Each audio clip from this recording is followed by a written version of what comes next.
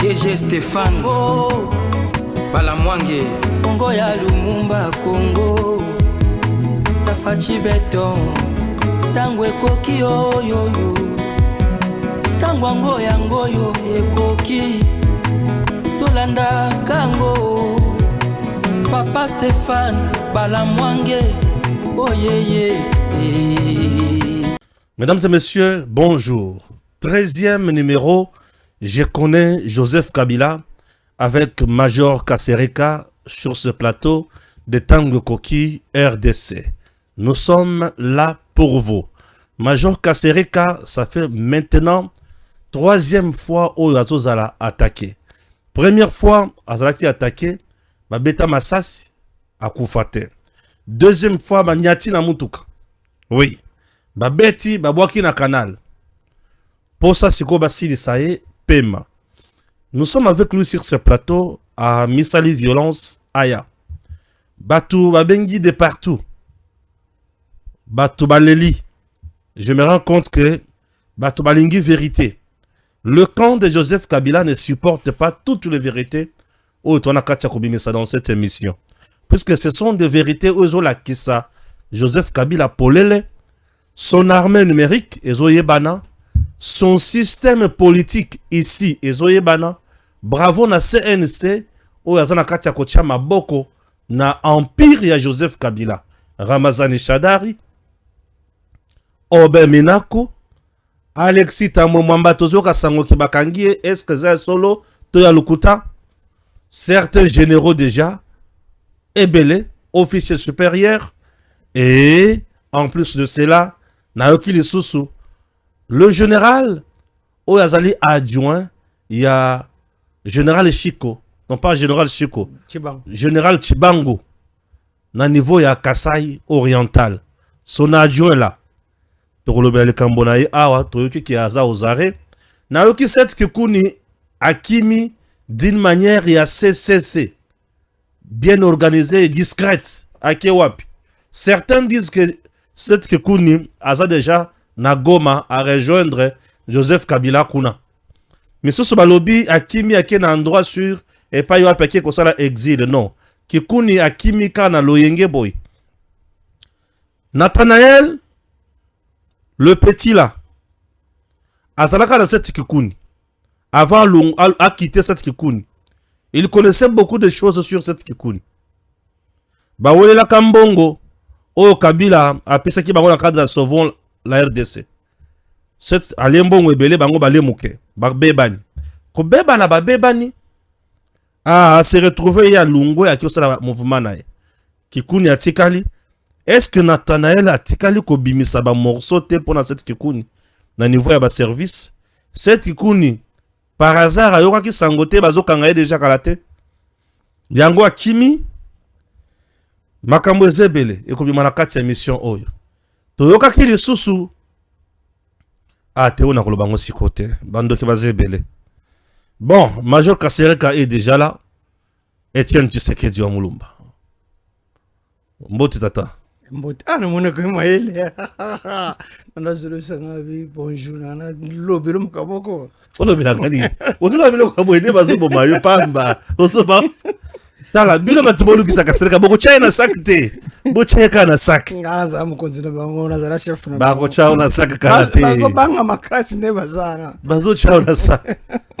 Tata olal quand même lokolo ezaka pasi makasi pour namoni oko ka kotambola te. Non, lokolo vromeza na pasi makasi. Kwa pasi makasi. Azo boite kutu senga ingana ta mwana beki me. Na ko pesa bango plaisir on ate ba mona keno. Homme fort akomata mwana beki. Homme fort, très fort. Alikuwa tembea badi matena za kisasa. Ozana kisasa. Nazana kisasa. Pena kata pasi na biso na nzala tazana kisasa na vivre nao. Tina ko cha Joseph Kabila. Kao. Tina suka na do tiro boma Kabila. Kabila en tout cas, le roi yarata ko bomanga. Ngatina. Mais yona so kalamita uzoyo Rien. Papa. Kabila uzo. Oyebi erreur bato tinga na mutuka. Bato tinga parce que na sala erreur moko na ebaki te koza bato bakosa eloko wana bango. d'habitude so na otamba na moto na sima na ngai na linga te mutuka personnel za na sima na linga ngote so ka mo mutuka personnel bisa moto ka be ralentir na bonga mi déjà na linga mingi ba transport en commun sko wana na moni ezalaki jeep militaire. Il y avait 3 militaires na kati na militaire mo atelemaki jeep na vert ya basoda. Non, je ne pensais pas qu'il y avait un tennis, bah ça le quoi. Na wakaka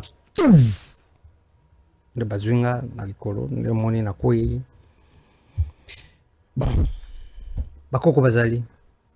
Nazali mwana ya chef Lumbala Kalala. Yo na maneki ba sokolo na ba kisi mingi. Ebele papa ebele. Yo ebiye souterrain. Papa. Soki eza na moto mabe makasi na mokili fo banga nzambe na satana nzambe yo pona na na satana na nzambe opona na yo nde lo yebisanga no yo nde moto nga makambo nanga tali yo te yo loba yo ozana nani na satana na nzambe moto fo banga makasi fo banga nzambe ouais fo banga nzambe za moto mabe makasi koleka mabe to nzambe za puissant nzambe tala yo kama mabe asala makasi nzamba atumba Sodome na Gomora bato baziki satana akosala ngo te kanda nzamba kanda za komplike nzamba kanda nzambe za mabisiko ngazana bakanda wana tala ka nzamba zuba to dinis bona mai bato bazochola bazoganga bazokufa nzamba vandi mais soko fingi satana osisi ko finga satana okimba nzambe satana oyate satana oyate satana bangi mais soko fingi nzambe okimba satana baye kozosu kuna baye nayo dotara ba degré nzambe zana pouvoir koleka satana yakona yeso ke nga pouvoir na zana ngo isa nzambe voilà dans c'est un peu ça en passant nanga bisa mwana mwasi mwa finga ki baluba baka oboma bango comme na Marianne Likali ovandi na Paris immeuble na yo ozana 8e niveau nazana video na bato bazana posa nango po ndima ke na yebi place oza bota na TikTok na ngai bokoma Etienne Tshisekedi wa Congo botala bomona video na ye na filmer na chambre na yo tana komiti na point chambre no mais nazoya na poto na octobre yo décembre ya 2026 en tout cas tozela makambo yako préféré ma menace de mort awate tokeno liboso na makambo oyo ezali mutuya makambo eza mutuya non zela moi c'est ça que m'a appelé une fois pour me demander ya likambo wana ya kokana liwa bwena bwe mibeko na mboka na biso epekisi yango c'est que ça la banquette na yo Luka Kabila Marlène wana zali pungu Luka Kabila Olandi voilà mutuya zonyo ko la Congo Kabila ko Luka bato moko boye ba ministre tente Luka Kabila oponi na tuna mutuna liboso non ouais tuna naza voilà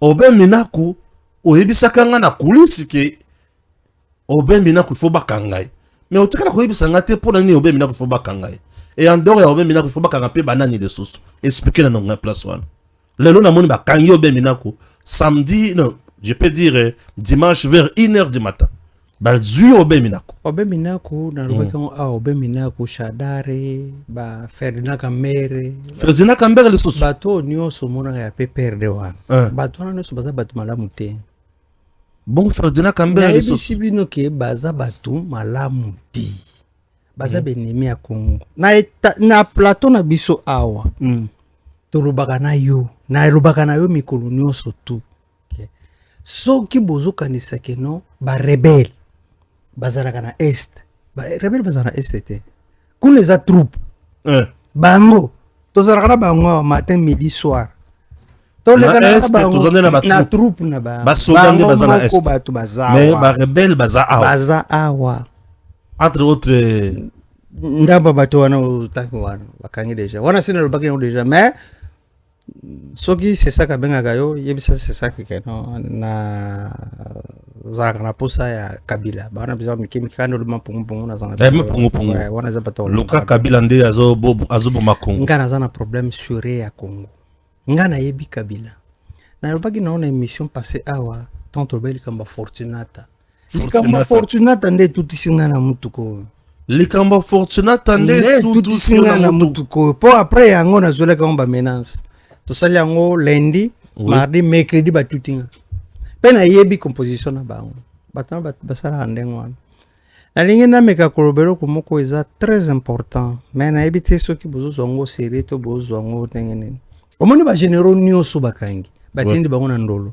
basala erreur grave bakangi bagénéraux batindi bango na ndolo basala erreur grave bagénéraux wana bango nyonso tu ndolo bakobuka ngo ndolo évasion esalema d'ici là mars esila te ndolo bosala évasion soki bolingi eloko wana esimba bien kaka nde nazoba na bino nayebisaki bino na telefone cousin nayebisaki yo soki bolingi eloko wana esimba te sikoyo bokata bagénéraux wana bango nyonso tu bazala na visite te dans un premier temps en attendant boluka place otya bango plan ya kobuka ndolo ngam na sala yango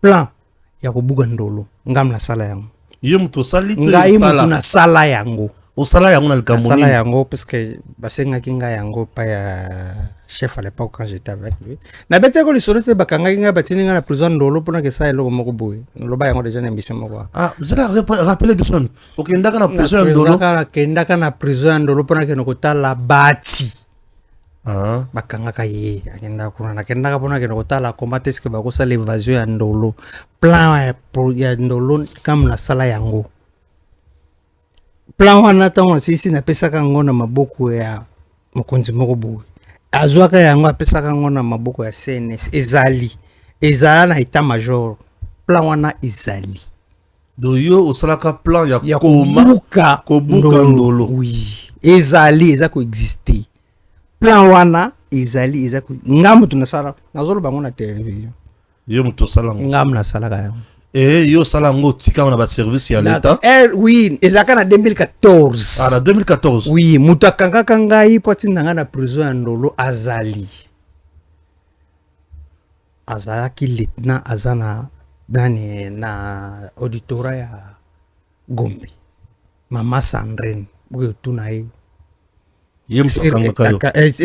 ezalaka infraction te ezalaka eloko moko te boye viale banobe ya ngai nakende ebisaka lisolo mono boya jena morisha biyaka dizo etekeloko boke babokanga okende otindanga kuna mpona sala nde cope nenosala nasala yango ngai nabimisa ide babimisa ide nasalele yango mpe bembo na yesu napesi babaka sati mobimba plan wana existaka et ce plan là nde balingi basalela le plan wana évasion na ndolo évasion ndolo kosalema c'est facile à osala ngam na sala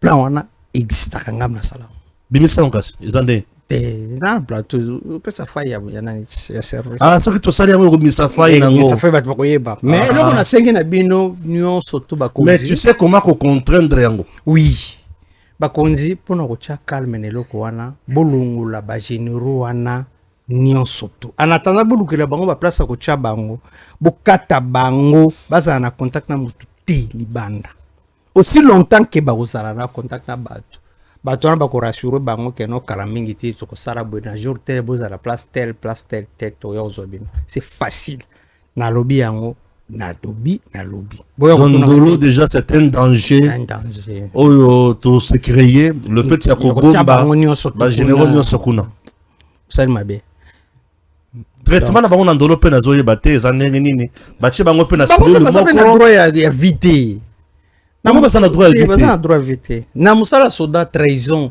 oui ezali juste baboma yo eza te ke trahison na musala soda peine nango ezalaka baka wana babomi yo foka baboma yo nayebi te bazolengela bango na likambo nini sincèrement nayebi te en plus comment tu veux baboma baninga nde mibeko lobi comment je fais où eza mibeko nde lobi ndenge wana trahison ezalaka nani yani peine nango ezali wa fo baboma yo bo bakondanaki nani Joseph Kabila na trahison nde bakondani na peine de mort siko bango bakondani monani nde place na comprendre te mais basambisi bango te Kabila basambisaki bakondane kasi bango fa bakanga bango na fragrance fa basambisa bango le même jour bazwa ngo tie bango abeto masa Cécile est-ce que comme fa batunanga on va les exécuter na Masasi de bon on sala bon masa sodet masa civil bango bakotsa bango pande sodet bango fa batia bango sika wana bazwa bango beto masa ndeli nani alamba zeko sala ani mano bomba doni wana oui jour on a qu'on avait dit sur la télévision et mon appétit mon boy ah ouais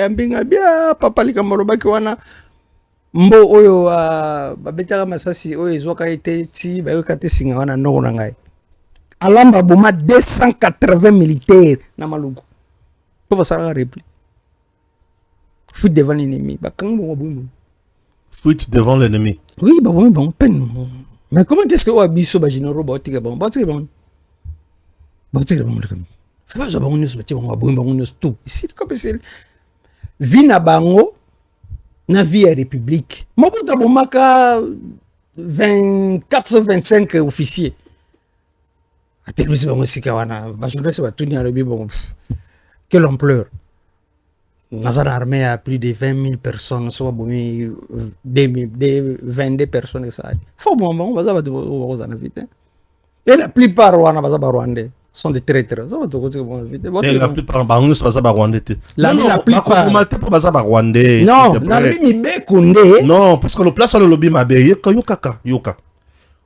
Si on va tuer les généraux. les généraux Oyo bataillir nation congolaise. Congolaise, oui. On se limite là. oui Qu'il soit rwandais, qu'il soit congolais, Moulouba, Mugongo, Moussoaïli, Beto na Beto, ça nous engage pas. non ce que fait dire toi t'as pas compris ce que j'ai dit nalobi oui Moi j'ai bien compris. oui ya kona biso moni Il mibeko faut que ça qu'on en parce que yo moko zo la trop dur.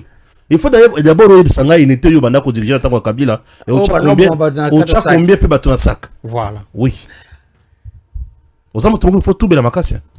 na sala église déjà ndako na ngai soko yo okuta église ya monene place bato bazosambela donc bato ebele bayebaka te ezali place oyo bakotika bango te Oui, moi aussi je crains. normalement Aux yeux généraux, bochi bango esika moko. en tout cas Il risque de se venger aussi. en plus libanda bazana bato na bango omoni audio oyo nani moto alobaki na États-Unis au communicateur C'est qui dinosaure. dinosaure makambo alobaki eza ya solo Gilles Banza azotravaille kaka na bato wana dinosaure mambo alobaki eza ya solo Chef d'état-major général ko yo pe. nalobi boye nalobi oyo dinosaure alobaki Ah, oh, dinosaure alobaki. asoloba makambo dinosaure Rien ne prouve alobaki que dinosaure a dit la vérité. nalobi boye moto anoma Gilles Banza moto aproposa Gilles Banza ezali Tumba Bwamunda Oui, maison militaire. Tumba Bwamunda basalaka na nani Christian Chiwewe Christian Chiwewe na Tumba Bwamunda badepandaka na Rwanda bakozwa kaka mwana na bango libata botaka soso te ndeko ndimela ngai nga navandi na bato wana 12 ans nayebi koma te soki bato wana bafonctionnaka nakobetela lisolo mwa moke mwa mokutu ayebisaka bino lisolo ke ona nani mwana ntieme bayaka kobuka prison na bato na bandika eza mambo lokuta Ok, le banane.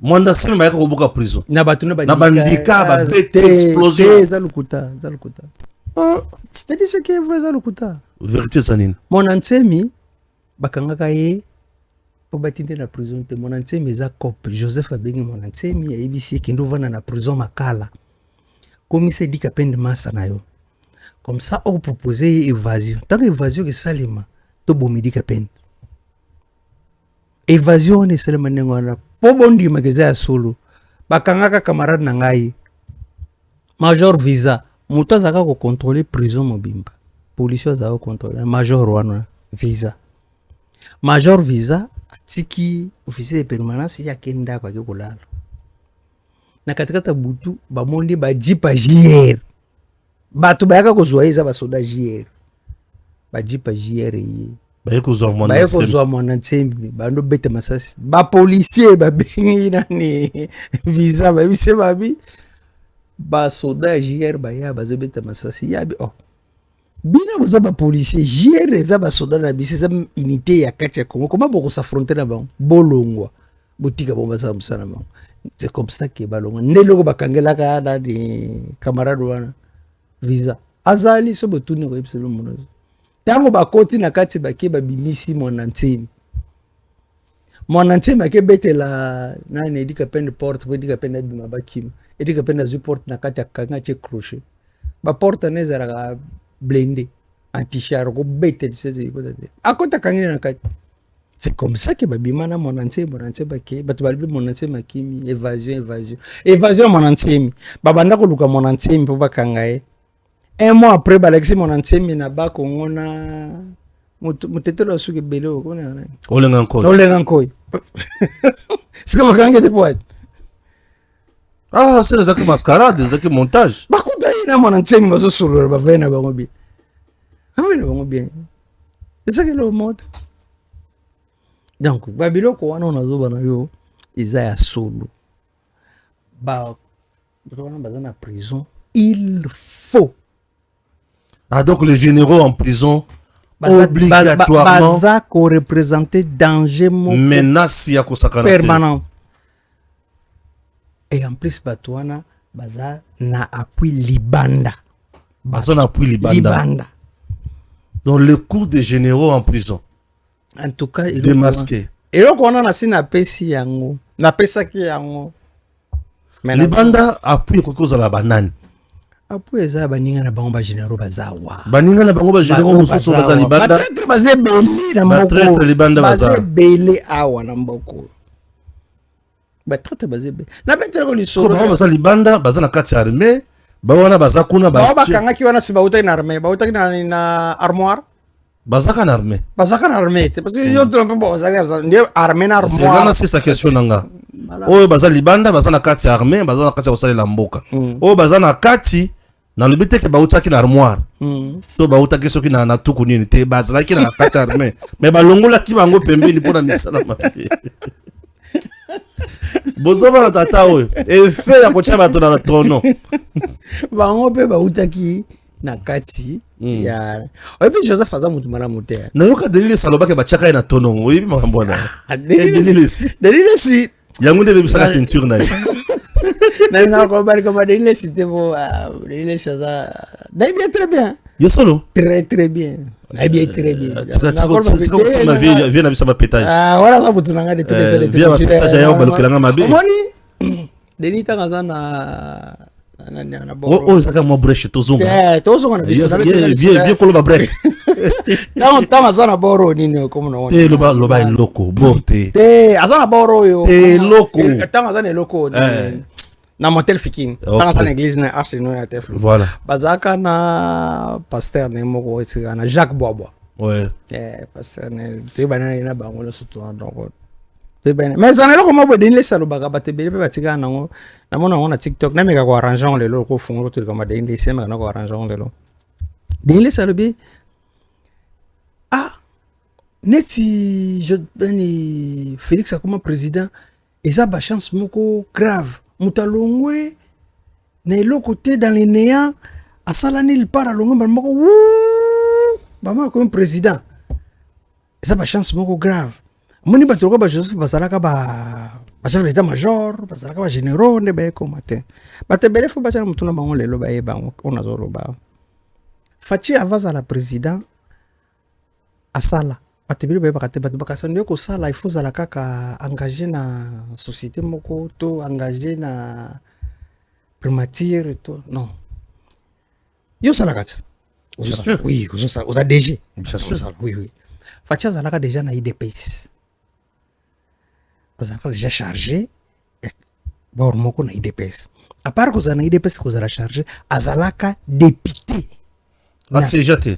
non yango te kosiége ou pas kombo na ye so baluki badéputé afa balongola bango na tantine génie cheka bazalaka déjà badéputé Ouais. donc fait dire que aza na parcours moko boye par contre mpona koloba ke non deni lesi na makambo na alobaka wana ezalaki juste break ndenge aza wana Donc bagénéraux baza na bato na bango libanda baza na kati ya koprépare comment évasion na bango ifo esalema sikoyo nde mwana sami olobi babimisa ye kaka boye. mwana ntsemi bakenda kozwa ye joseph apesaka ordre bakenda kozwa ye parce que kobimisa ya mwana ntsemi ntango akobima ekosala ke deni yani edikapende akima po ye sa alambaki ye deja bakokima ntango bakobima baboma ye edikapende abima te mwana ntsemi abima ye moko preuve ndenge mwana ntsemi banda akimaka normalement faye bakanga ye ntango bakutaka ye na nani motetere na olenga nkoi faye bakanga ye te bakanga ye te donc basalaka na bango na cope na bango donc très bien c'est pour te dire que bato bakomi okima na mboka tozoyeba te nayoki sango ke set kikuni ya kimi na mboka abimbeli wapi toyebi te oyo abimaki d'une manière clandestine donc kongo na biso moto akobimaka ndenge alingi mpe akiye nayebisaki yo nalobi ke na Congo toza na difficulté ya kocontrôler dgm na biso moto akobima ndenge alingi akokota ndenge alingi. C'est ça le grand problème oyo eza na Congo na biso. Omoni Joseph Kabila aza moto malamu te. Joseph alingaka Congo te, atikala mpe kolinga Congo te, atikala mpe kolinga bakongolais te. Tala kaka Joseph tina ndenge aki atika kolingala te, ndeko na ye Janete tina ndenge aki Janete ebolo balingala te. Ni Joseph Kabila bana poto kolanda nga na zoyesa bino. Joseph Kabila ndabimisa mbongo apesa pa Laurent Sokoko. Laurent Sokoko nda recruta nani moto banotsa makirina poto komona ngana Bokechu bachaka bango uniquement po baboma musique congolaise. Bokechu na Joseph ti bafinga rafi Joseph ala mambalukuta ke ba simba moto basimba kate poza nani nazo bakama Bokechu ya mbonde moto zolo bela makambo na lobi boye Kasereko baby na lobi boye Kasereko baby basimba ka wana te etalio na lobi boye o nazo lobawa Laurent Sokoko. Récemment, comment on appelle rebelle Péawat? Laurent Sokoko, comment on appelle rebelle là? Laurent Sokoko. Oui, Laurent Sokoko azali motu ya pépère de fabriqué par Joseph Kabila na ba service nae. Laurent Sokoko ndake ko fabriqué dans Bokechu ayam. Yenda bomisa Armand Matungulu.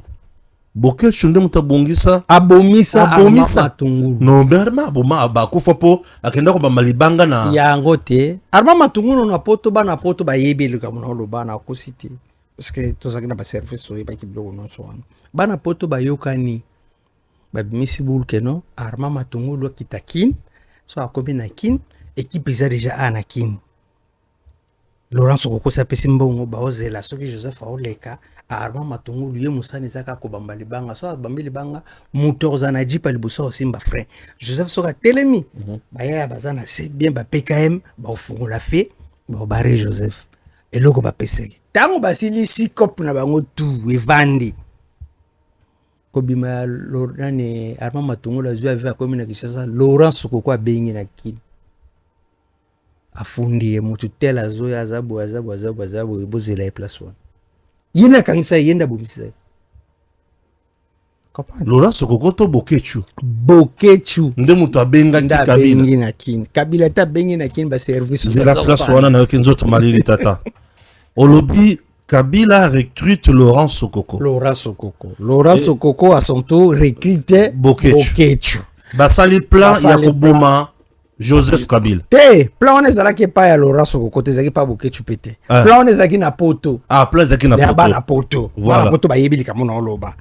Bana poto basala plan na bango. Ouais. Basisi ko sala plan na bango. Bazui na buzo bana bango sans le savoir que Bokechu aza moto ya Kabila. Bazui Bokechu bakote na réunion. Bakote na lisolo. Eloko na oloba bato eloko mo ezalaka na poto soki pengoko soki pere soki ni na Perenko na ni vyo akufana ni Ngwanda soki basali cop na bango bon bayokani basilana na nani na Joseph erreur na bango zalaki ni kokotsa Joseph kokotsa Bokechu po baluka mbongo pa Sokoko de basili sili solo na bango pe bien anana zoketa kuna Armand Matungulu akitikini ayepe équipe pe zalaki awa basi ba montaki pe équipe na bango to ma montaki nde ye Bokechu afunda bango ateki bango déplace kope beba bakangana ba masa mususu baboma bango bakoma ba Bokechu na Armand Matungulu baboma ye moko te Armand Matungulu akufa ye moko te muto akosala ku ye moko te Armand Matungulu azaka liboma te azaka mutu normal azaka na vie na ye ayaka na kini po asala kope na ye nde eloko ebomisi ye akopa donc pe balobi ke bakotaka ye moko ya mijembiki na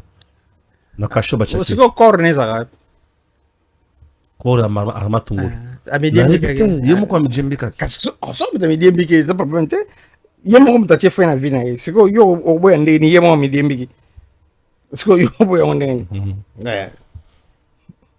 Armand Matungulu amijembika kaka kanda ya vie amijembiki na kasho telema babandaki ko tungisa ye mingi na bato ya Joseph et consort Non, c'était un peu compliqué. Non.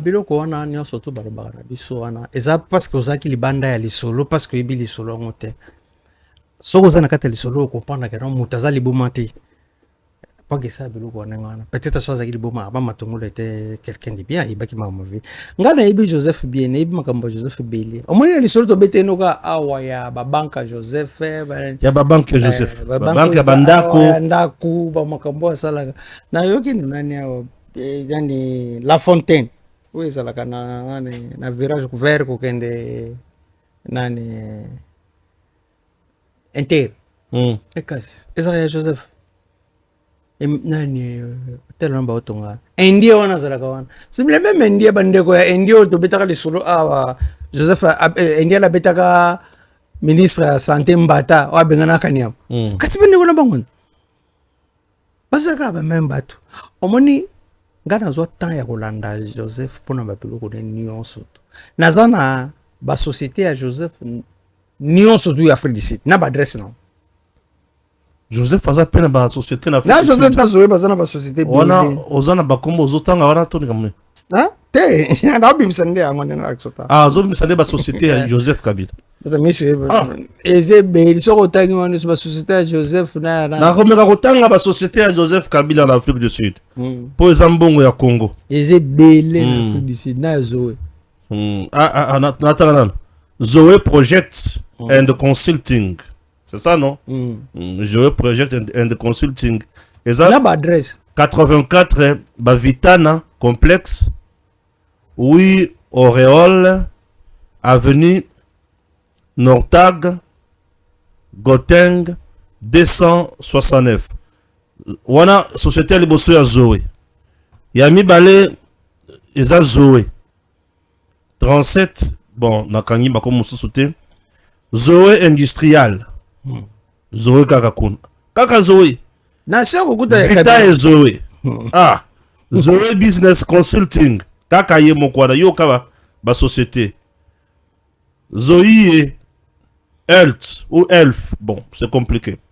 Zoé de cleaning. Tulungwe wana. Nana posana mona no ya Kabila. Kita na soko mona ya Kabila. Ya Zoé za mo ebele. Kita na soko mona ya Kabila. Ya Kabila Joseph Kabils compagnie in South Africa. OK. Azapena Garveli. Azana Kwanza Capital. Azana South Hall, Azana Danzer Group, Azana Unicorn Capital, BGF Bank. Tant de choses que na kati ya dani ya comme on est surtout betagno ya Egala. Même Egala na Namibie. Ezape kuna Egala sana Namibie eza société ya Joseph Kabila na Namibie egala eza société ya Joseph na Namibie tango na biso kona bige nonga so bachelinga ba moyen Joseph il faut qu'on appauvrir ce qu'on appauvrir Joseph n'est toujours pas ça Joseph a ba société belé partout presque partout Joseph a na biloko belé et ça. Alors, ce bolingi qui est comme on a il faut que ça la tout possible à kokanga kanga babelo que Joseph il a été déjà condamné. C'est compliqué. C'est compliqué. C'est compliqué. Grâce aux efforts du gouvernement de la République démocratique du Congo, avec l'appui de son partenaire, la Banque africaine de développement, le projet PRISE, initié au sein du ministère du Développement rural, a été mis sur pied pour relever les défis des milieux ruraux et périurbains. Dans sa première phase, le projet de renforcement des infrastructures socio-économiques de base en République démocratique du Congo a opéré dans les provinces issues du Grand Kasaï. De Miabi à Mupompa, en passant par Chibombo, Chilunde, Katende, Lusambo, Wembonyama, Munkamba, soit plus de 50 agglomérations comptant entre 10 000 et 30 000 habitants, le quotidien des milliers de personnes au Kasaï oriental a été transformé à jamais. Grâce au projet PRISE, ces communautés bénéficient désormais de mini-réseaux d'adduction d'eau potable un progrès qui a véritablement changé leur vie.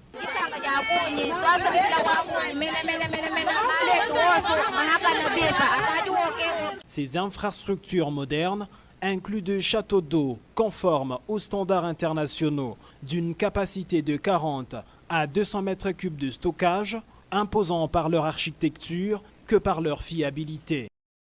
Le projet Prise a également aménagé des cabines techniques et des salles de chloration, facilitant l'accès à l'eau potable via de bornes fontaines. Alimentées par un réseau de conduite de plus de 7 km, ces bornes permettent aux habitants de s'approvisionner sans effort à proximité de leur foyer. Ces villages, c'est l'heure de la célébration.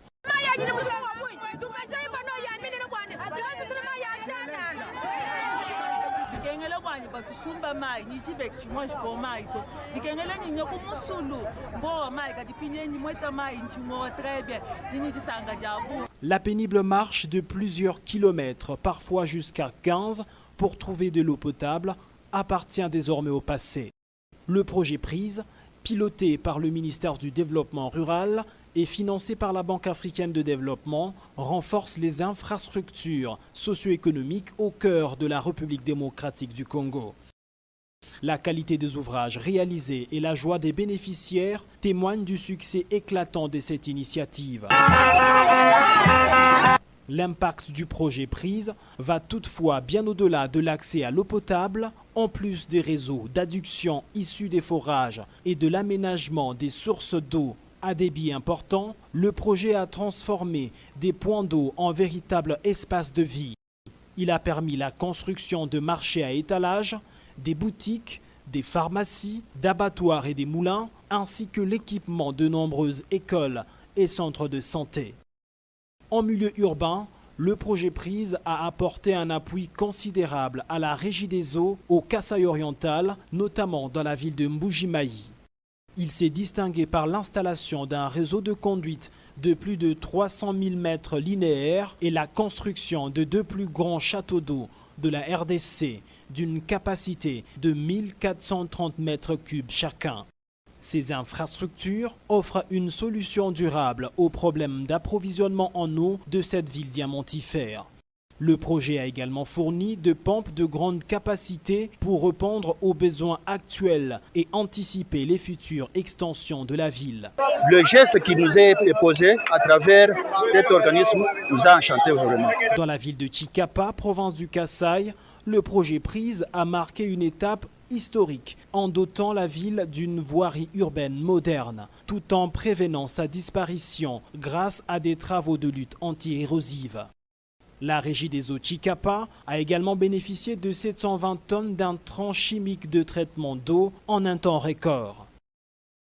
À ce jour, le projet Prise répond aux besoins en eau et assainissement de 2,7 millions de personnes dans les 5 provinces du Grand Kasaï et 3,7 millions de personnes bénéficient désormais d'un assainissement collectif. Kalaï, Luandanda, Tubuluku et bien d'autres localités, les populations célèbrent non seulement l'arrivée de l'eau potable, mais aussi la mise en place des centres de santé, de marchés, de moulins, d'abattoirs et d'aires de stockage, autant d'infrastructures essentielles pour un avenir meilleur. Aujourd'hui, le projet Prise ne se limite plus au Grand Kasaï. Son rayon d'action s'est étendu au Grand Bandundu, comprenant les provinces du Kwilu, du Kwango et du Maïndombe, au Katanga et au Maniema. Ainsi, 10 provinces sur 26 bénéficient actuellement des réalisations des phases 1 et 2 du projet. Les habitants du centre de la RDC savourent déjà les bienfaits des infrastructures de la première phase, tandis que la seconde phase se concrétise, portant une véritable promesse d'avenir pour tous. Grâce aux efforts du gouvernement congolais, le projet Prise continue de toucher les populations des milieux ruraux et périurbains, transformant des vies et bâtissant des communautés résilientes. Voilà, là, Kolanda. Misala malam oyo mwana mboka ali na kati ya kosala na kombo ya Deo Sunzu na niveau ya ministère ya développement rural. Deo Sunzu azali coordonnateur de ce grand projet Prise, un projet où epesa faci lolendo epesa faci courage ya kosala makambo ebele de osunzo ali kosala bikamu ici na niveau ya ba province na biso. Mes chers amis, chers compatriotes, chers parents, chers frères, dans ce pays nous avons des hommes qui travaillent mieux et qui font du bon travail. De osunzo fait partie à Batu Oyo bali kopesa Congo et Sengo, et ça nous fait du bien. Nous continuons. Voilà. Toye awa et païna yoli sous. Ah, Kabila a appauvri le Congo, hein. Ah, comment penza na bozu ya kosakana te. Donc moninga ya motute. Motuna yo Roger le combattant. Na yo kia sanction mabe. Yo kine ko simba de graines. Et nani Denise Yesocho. Motuna sa na yo ki Roger le combattant. Roger le combattant na habité hein. Bon na habité. Na mona kale ko la grenade. Roger le combattant. Roger le combattant. Na mona ka André grenade, André bombe. Bon, dis-moi, attrape Moutou, to battre le quoi battre. Nazo sala émission, mo photo ba ko sala ka part des choses. Roger le combattant oza Moutou le bakamingi pona président de la République. Ngana tous soutenir président de la République, na soutenir République, na soutenir Congo. Alors, les lobos c'est non ebisa non binoa. Zala le bosso ya miko. Expliquer Roger le combattant. Roger le combattant, olobi na ngai makambo olinga koloba wana bon na sepeli nango, c'est bien bon koloba ngo. Mais Denise dit ce soir za mutu oyo mutu normal o alinga Congo ko soutenir yete. Zena ebisa. Denise dit ce soir azala danseuse au Joseph Atindaki azala pembeni ya président. Pour asala mabe ebele pembeni na président. So ibarate zena ebisa lelo. Denise de ce soir azali danseuse Joseph Atindaki pour la pembeni ya président de la République pour kasala ye mabe asala président mabe ebele yango tingamina Notre-Dame ici Lisette Kabanga qui fait aussi du bon travail dans le niveau ya CNC aliko finga mama wana makasi. De ce soir bapesa ye poison 2 fois. Soki bozana tembi botuna ye Denise moni tangu tozo sala élection en 2023 aw Denise azalaka presque chaque jour et pas ya première dame papa c'est poison 2 fois azo ba ben 2 fois ngam na longa poison 2 fois papa c'est poison 2 fois pas bon manane pour cha président 2 fois na paye papa c'est yango 2 fois. Denise de ce soir alinga jamais Congo évolué. Denise de ce soir azalaka na service ya Barwandais. Azalaka na service ya Kigali. Mutunyo surtout azalaka na sima ya Joseph Kabila azalaka na service ya Kigali. Yo Roger Zolinga kozwa le devant ya koya kopesa ngai leçon ou koloba na ngai à propos ya Denise. Na ebité hein. Ce qui est solo penolinga président ou posaka ka mascarade ngana comme douter na yo parce que ce qui barobaka l'ennemi de mon ennemi et l'ennemi de mon ami et mon ennemi voilà. Si c'est vrai que yo osa ami à président, l'ennemi à président c'est automatiquement il est ton ennemi. Mais comment est-ce que yo zo no soutenir Denise de ce soir baka na passo la Bible na Joaliboa na Fingayo Félix bon ngai. Et toi tu veux soutenir quelqu'un qui parle d'un n'importe quoi comme ça. Mon toi so babilo abo yondo no soutenir pour expliquer ngai. Débité ce qui mutu na yo sarate. Denise aza mutu moko mutu na ye beba.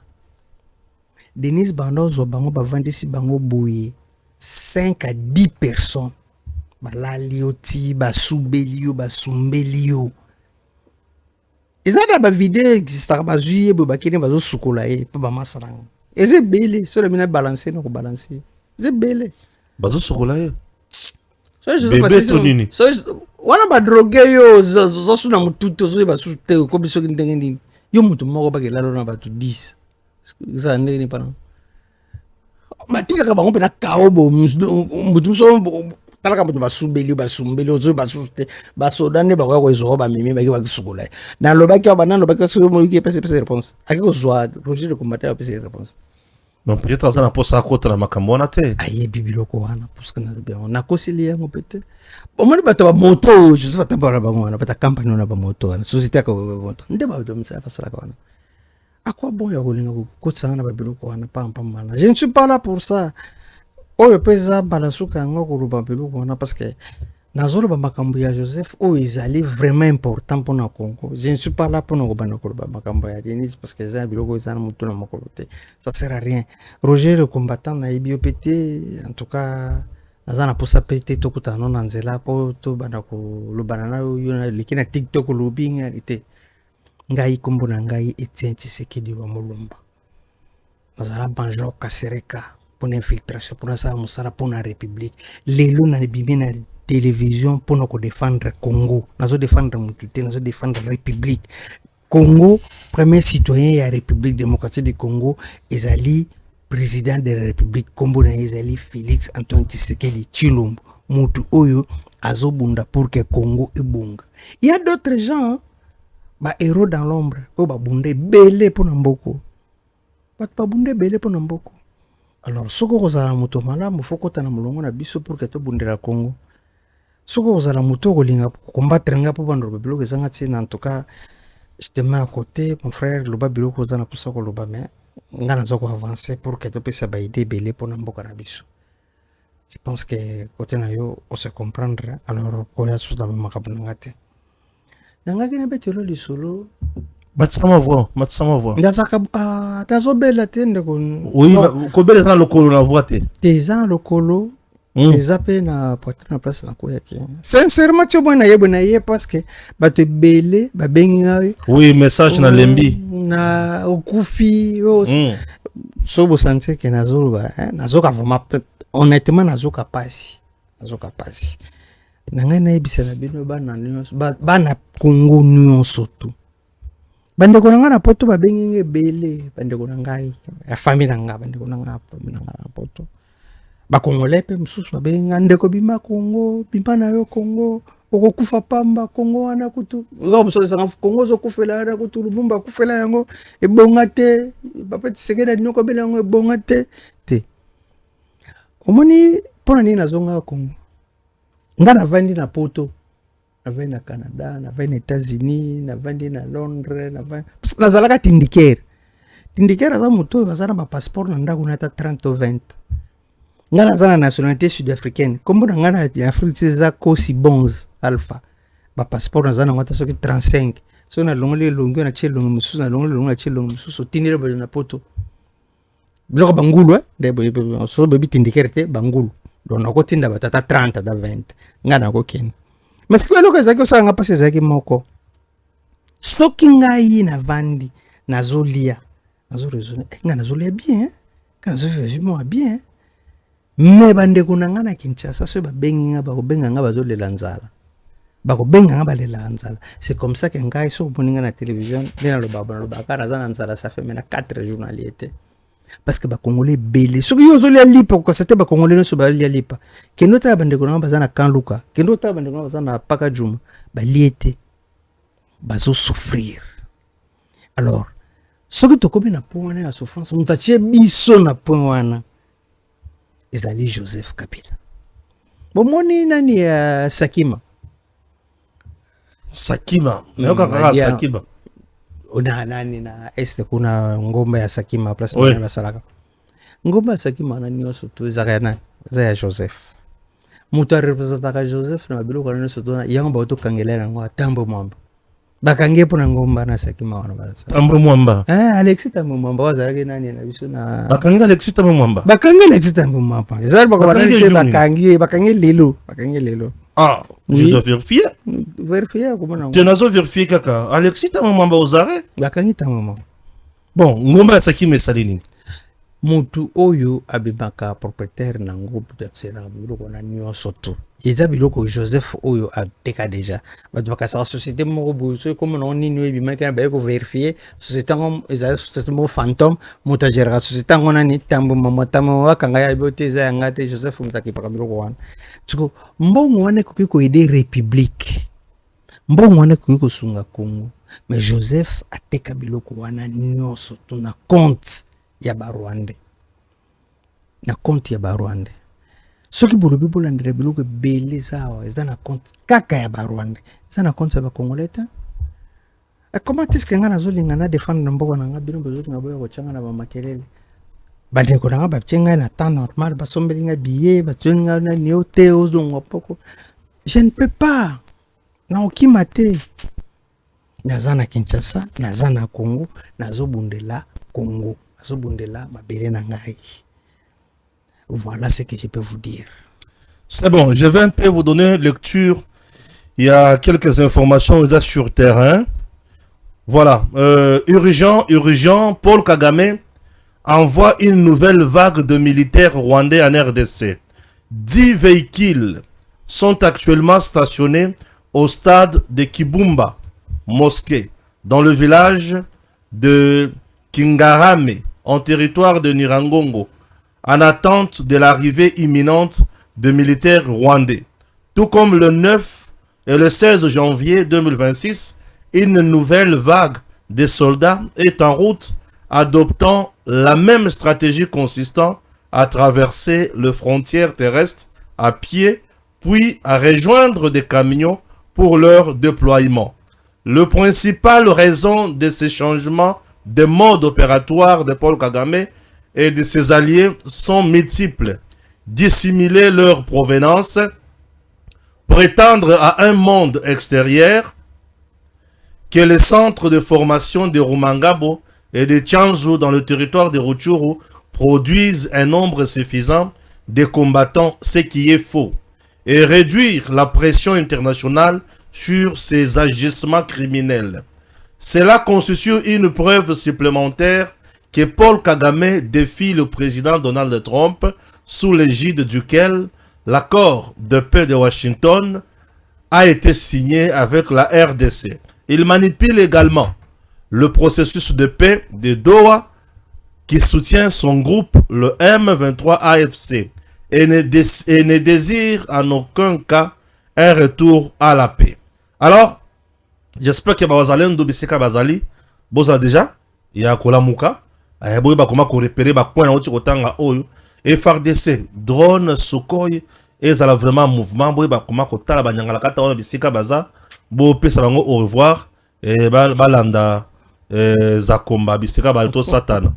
Scandale, un militaire tire sur un magistrat. Un incident grave s'est produit samedi 17 janvier 2026. Vers 20 h, près de la station Kobile du Centre supérieur militaire, dans la commune de Binza Ozone Ngaliema, un militaire d'une escorte de FARDC a tiré sur un magistrat du TGI Gombe. Après avoir demandé le passage au nom de Losange Nkongi Magnifica, donc c'est compliqué.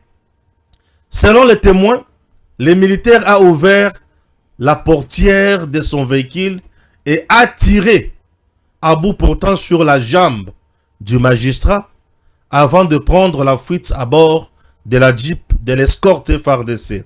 La victime a été immédiatement évacuée à l'hôpital de Kanchachi où elle est actuellement sous soins intensifs.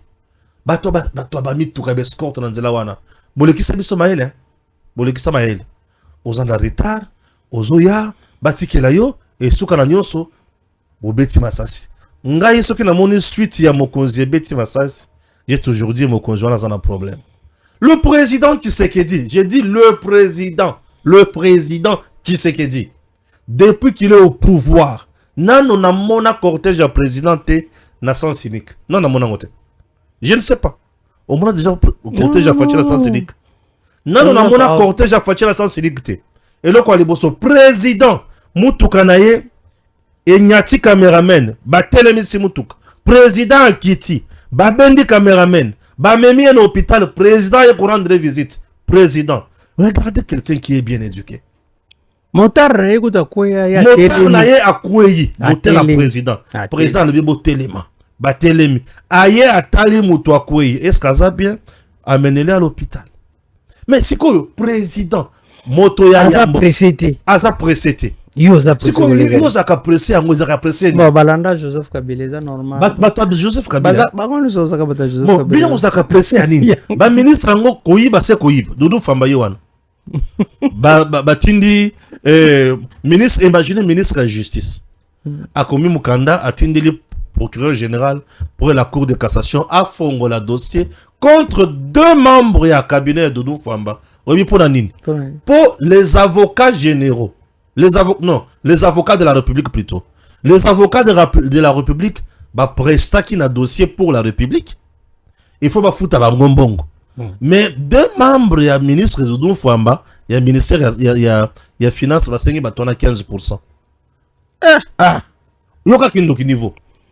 Yoka niveau ya kindo. Tango ngara ebisoko basenga mutu wana ngacha will fit pourcentage. Oui fit.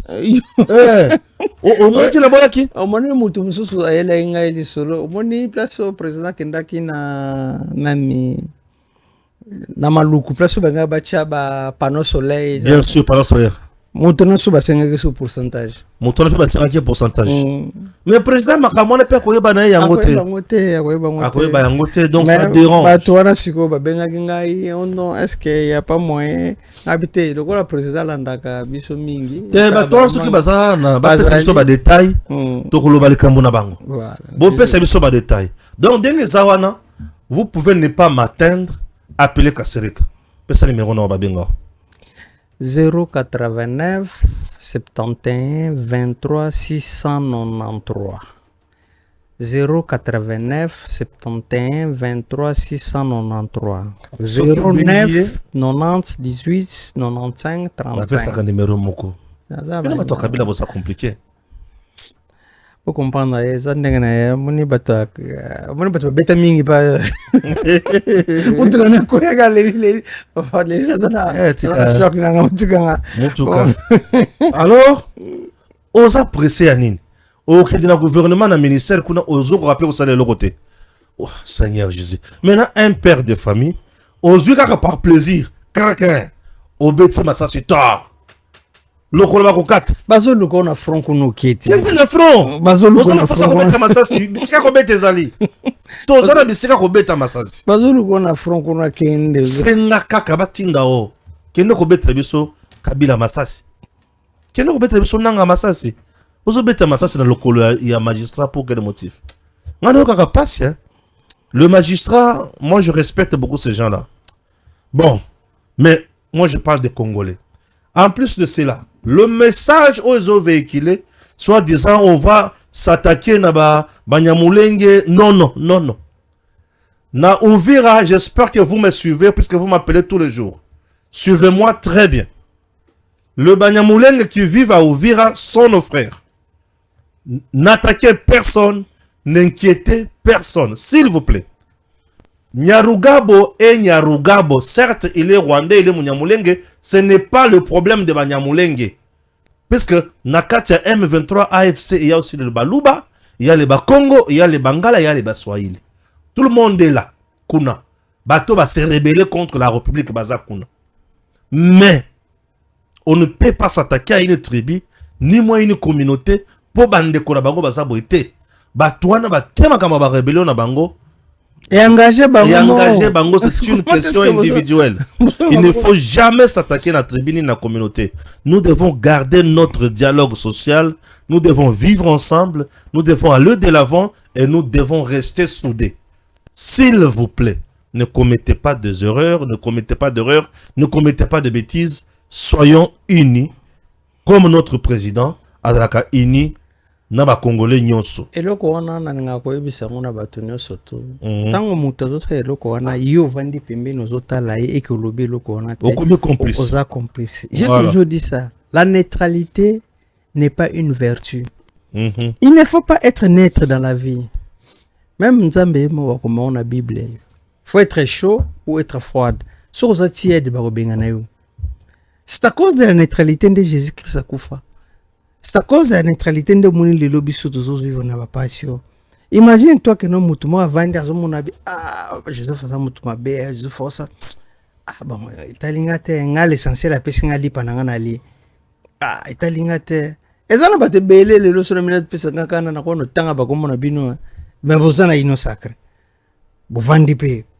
Tant vous avez lié bama pana bango bakuna pas Joseph bozaki batu malamu. Lelo bo baloki boye koto. Non, faut pas être neutre. Faut ça moto normal au que non. Ozo combattre l'injustice, ngana combattre l'injustice. Soko tuni ngai na monga fula moto no sori biso ke tonto chichi mona mama.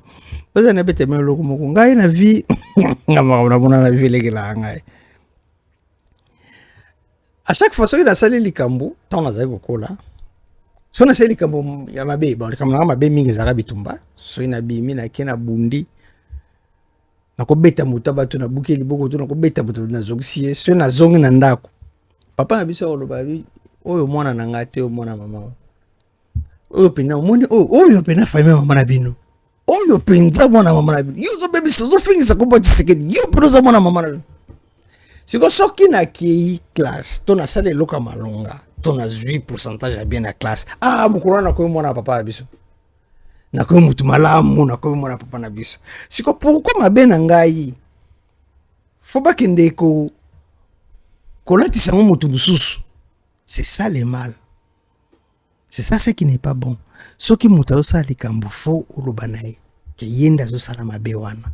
Ndenge ko ebisi bino comment est-ce que bino likambo ya nyagurabo likambo ya badani okombozo ndeko na yo moko bo muna morenge po bozane sikamako yo zangi moya okene ko luka nani Kagame kote ko no kangi yo bomi otombi o mutu malamu te oza mutu malamu te luka mutu oza na problème luka ennemi na yo il faut ko yeba ko cibler ennemi na yo. Ce qu'on veut cibler les mines au tezamabe et là qu'on a le bac en dernièrement on a le bac en B. Ce que c'est un virus le plus résistant, ils ont idée. Ce que c'est un virus oh yo ils ont plus grave na vie ils ont idée. Ce que les gens ont eu idée na ngama be na pesi o na eu idée be na pesi o tana mutu na bino ke idée wane ko panzana partout.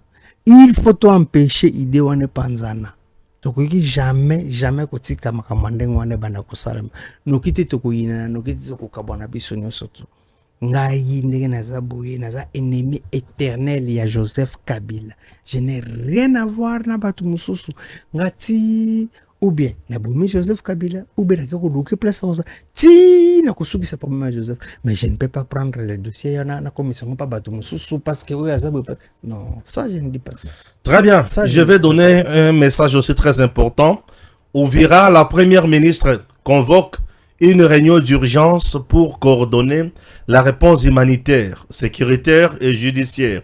Kinshasa, lundi 19 janvier 2026, la première ministre Judith Suminwa Tuluka a présidé à l'immeuble du gouvernement une réunion stratégique de haut niveau consacrée à l'évolution de la situation humanitaire, sécuritaire et institutionnelle dans la ville d'Ouvira, province du Sud Kivu, après les atrocités perpétrées bien sûr par l'armée rwandaise et ses alliés de l'AFC M23. Alors que la journée a été déclarée chômée, la chef du gouvernement a tenu à réunir en urgence le principal partie prenante de l'État, traduisant ainsi la primauté des impératifs nationaux et la nécessité d'une réponse rapide et coordonnée à la crise. Nous saluons le bravoure ya maman Judith Suminwa Tuluka na bolingo oyo aliko pesa bana ya Congo na parti oyo ezali vraiment affecté makasi. Pourquoi? Parce qu'il y a eu mort d'homme à Ouvira, il y a eu des viols, il y a eu des tueries à Kosakana na Yangote, bato vendre tamoulaï na passé, prise en otage par une armée rwandaise, et aujourd'hui, un jour comme ça férié, chômé, payé, mais maman qui travaillait gratuitement pour les Congolais, surtout Banaya Congo, Bazana Passi. Nous sommes très contents et nous disons bravo à la première ministre, maman Judith Suminwa Tuluka, na sacrifice au Aliko Sala pour Banaya Congo. Ça nous donne vraiment le courage davantage et nous disons, il s'agit d'une mère qui pense à ses enfants pour être passés et Zamakasi. Voilà. Nous sommes arrivés à la fin. Il y a émission Nabiso pour aujourd'hui. 13e numéro. Alors, mot de la fin. Mot de la fin, au Bénin. Nanirel bisaba tu surtout karake moni mutakola kamputa chanjaka. Lero boki na zuba malembe boy parce que naza na choc, naza na pasi. Mais bino bato bazotinda pour que bosala nga boy. Na koyiko ya kozongisela bino mabeti. Na yebi bino na kozongisela. Ndio moni na ke porter plainte na auditorat. On tanga ki document na tindele ko non ya réquisition. A déposé ngona maboko ya justice. Alors naza na problème na bino te, naza na problème na Joseph Kabila. Lelo soki bino bobombi ngai, bato babomaka Lumumba, Kongo ebongaka te. Botiana mutu na bino ke tokozongisaka kaka pasi tikola pasi. Bana na bino baza ba Congolais. Bozaki bato oyo ya mboka mosusu te, boza ba Congolais. Parce que bozaki koloba na Swahili. Boza ba Congolais. Alors botika biloko wana eza bien te.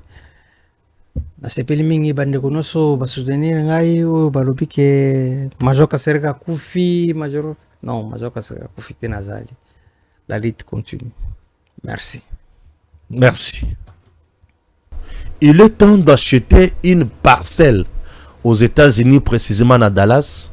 Une parcelle à $50,000, mais vous pouvez d'abord payer 5,000 et le 45,000 au coup payer Yango pendant 30 ans au Silisa Yango. Ce qui aussi au sombe le pango. Bakoki kotongela yo par une entreprise. Et cette entreprise, au kofutaka 30%, il y a coût global, il y a ndako za nango posa batongela yo. Le reste, tu as 30 ans pour payer. Petit à petit.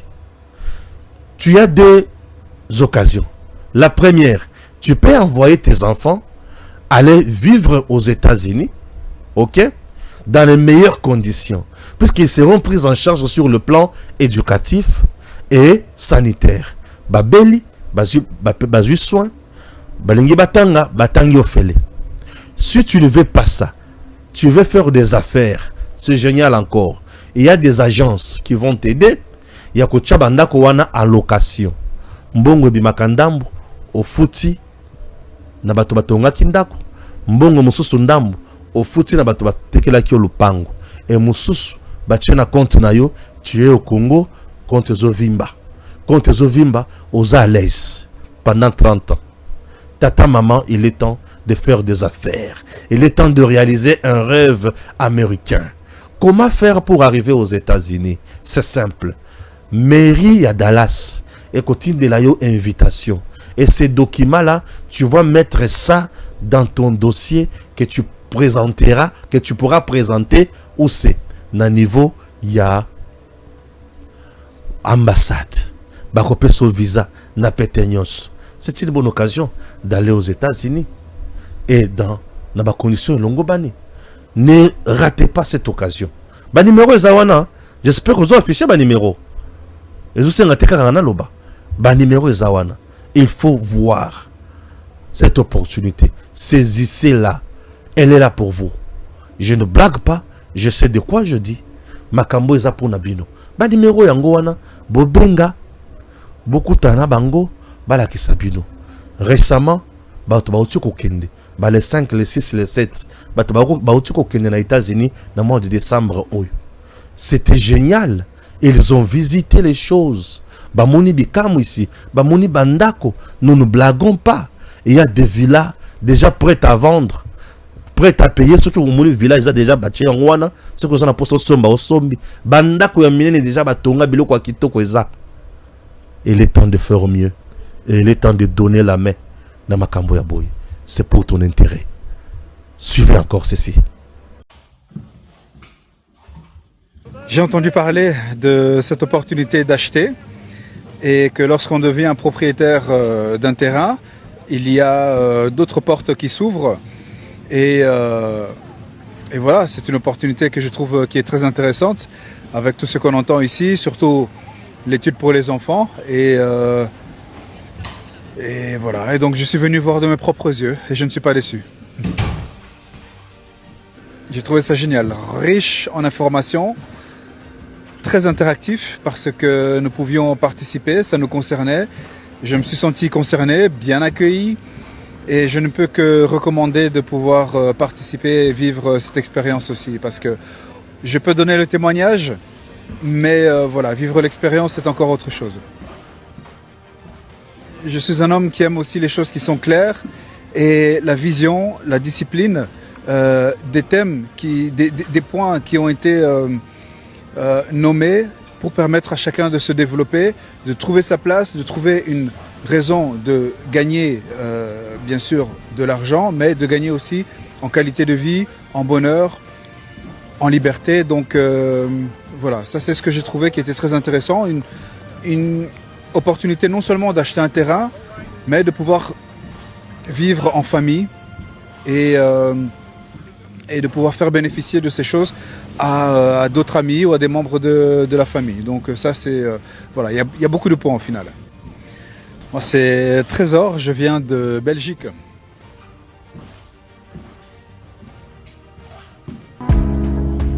Give me luck, sweet, treat me sweet. Give me life that flows like a river. Imaginez que vous possédiez une part du rêve américain, une maison au Texas où le soleil brille et où les opportunités abondent.